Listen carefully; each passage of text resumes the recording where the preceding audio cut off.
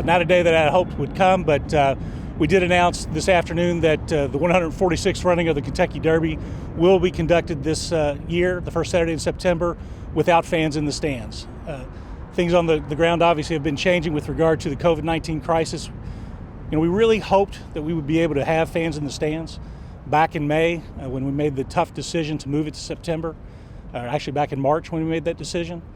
And every day we've said one thing, is that we will always respond to what's going on, making sure that we're continuing to have an open dialogue with health professionals across the state and in the city, and with Louisville being tabbed a red zone city by the CDC this week, we just felt that we could not responsibly bring in 23,000 fans to the facility for the Derby. It's one of those things, it's not an easy decision.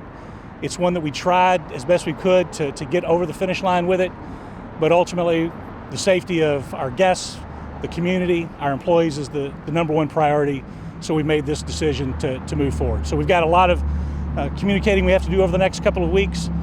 We were fortunate in the spring to have spectator-free racing. I've said that it's fortunate to have it in that we've had experience. I hate that it happened as well. But we will use that as a learning tool as we move forward for Derby Week.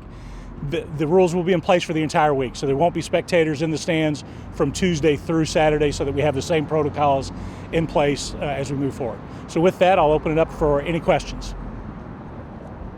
Was there one final straw? Really, the fact, as we've said in the past, we're looking at what's going on in real time, and with the CDC designating Louisville a red zone and the rates rising to the level that they had in the community, we just couldn't figure out how to responsibly do it and bring those folks into the facility.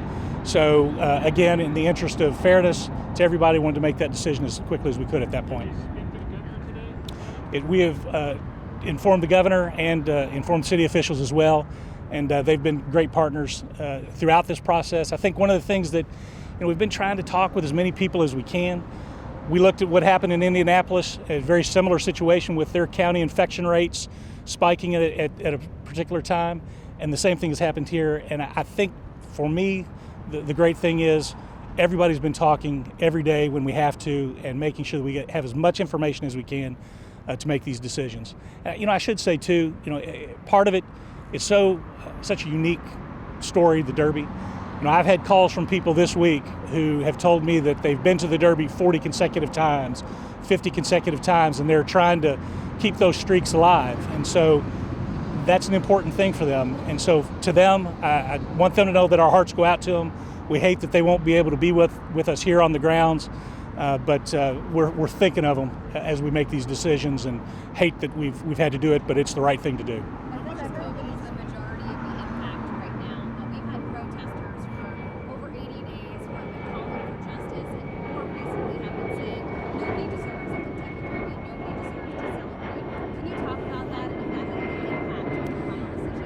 I think this city's going through a lot right now, and I think when you look at all the circumstances, there are a lot of people who are hurting. We've said in the past, we want that dialogue, a good dialogue about equality for everyone, justice for everyone. That's an important thing. The Derby in the past has been a uniting event. It's been something where we can look at our community and say we've got a lot of great things going on. Unfortunately, just given where everything is right now, we can't do that this year, but that dialogue will continue. I know that a lot of folks want to have meaningful conversation on it, and we'll be a part of that as we move forward. Has this happened in Derby's history? I'm sorry, let's hit this one first and come over here. How much of a loss is it that you guys will have economic-wise for you all? Economically, obviously for the entire community, it's a big event. It has a huge economic impact. I believe the CVB has around a $400 million economic impact. But the reality was that the smaller event with 20,000 fans wasn't going to be the same event we've had in the past. It just couldn't be. And so that sort of ship has sailed, if you will. We really have been not focused on that piece for quite a while, and just saying, how can we do it in a way that pays tribute to the great city that we live in and to the horsemen. So, it's not just us. I mean, the pandemic has hit everybody across the globe, and so we're doing our best to sort of keep things moving forward in the rules and in the moment, but it's not about the economics and hasn't been for quite a while. I'm sorry. Has there ever been a Derby without fans? Not that I'm aware of. I said no. We set the record for Derby fans just a few years ago, a little over 170,000. This is the first time that we haven't had fans in the stands, obviously, but it's unfortunate. Don't want to repeat it, obviously, but we certainly, there are more important things, and right now the important thing is the safety and of our community, of our fans, of our guests, and just given the facts as they are right now, we have to make this decision. And will ticket holders get their full refunds? Yes, that's a great thing. So automatically, now that the event is without fans, anyone who has purchased a ticket and still has a ticket will get a full refund for those the dollars that they spent. We can't stress enough just how unprecedented this is. The Derby has only been rescheduled 3 times. This is the first time without fans in 146 years. September is usually not the time we see a Derby. Right. What do you want to say to people at home who are still trying to get in that spirit? You can still watch the race on TV about holding on to this tradition for the next time we possibly see it. Yes, everything this year has been unprecedented. It really has impacted everything. Every sporting event, every life moment this year has been different, but they continue. Those life moments continue, and so we do hope folks will watch the Derby on the first Saturday in September and think about what a treasure we have in this community and have had for 145 years, and how we can make it better as we go forward. But acknowledging that we're a part of sort of a global conversation about what the right thing to do is, and as I said before, we didn't make this decision lightly. We obviously tried as hard as we could to do it in a more normal fashion, but we understand that we're not alone with this. It's going to be unusual for the Derby, but everybody's hurting across the globe in this city, and we just want to make sure that we move forward next year as normal as we can next year. You guys have been speaking religiously, on a daily, weekly basis about the changes. A lot of other big events were canceled months out in advance. Can you talk about why it was so important for you to wait until the last possible opportunity to make this decision? Well, I think for us, we're reacting to the facts as we get them. And, Louisville's numbers were actually quite good for quite a long time. And so we were adjusting to the information that we had in real time along the way. Obviously, one of our big pieces is it's important to the community. And we wanted to do something to hold that up for them so that they could be a part of it in a meaningful way. But ultimately, we just couldn't get there. Just 9 days ago is when you guys made the announcement of 23,000 fans is what we're going to do. That's not that long ago. So Yeah. can you talk about just the feeling that you guys have surrounding that? It's only been 9 days, and now we're saying we can't do it. I actually, before I came out here, I looked at the calendar to see when we had that previous announcement. And 9 days ago, I was shocked that it was 9 days ago. It feels like it was 3-4 weeks ago.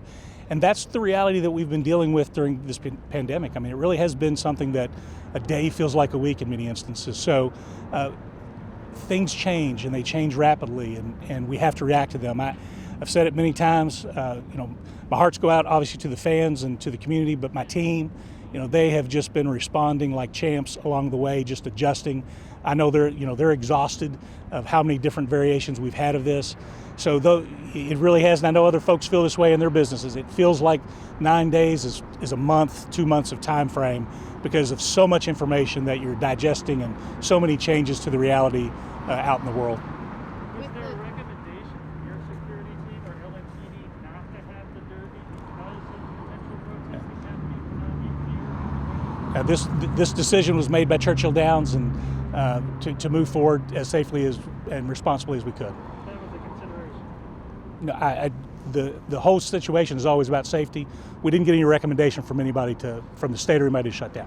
Who will be allowed on the property? So it will be just those folks who are participating in the event, essential personnel essentially, those folks who are a part of the racing component, just as we did in the spring. Are there plans in place for them? A lot of them are traveling from out of state with their horses. Are there plans in place to have them with their monitoring symptoms and whatnot heading up to Derby? It's 2 weeks away. So what we do, all the folks who come to our backside, who bring the horses to the backside, actually will undergo COVID testing. And then every day, anyone who enters the property on either the front side or the back side has their temperature taken, screened for those types of issues.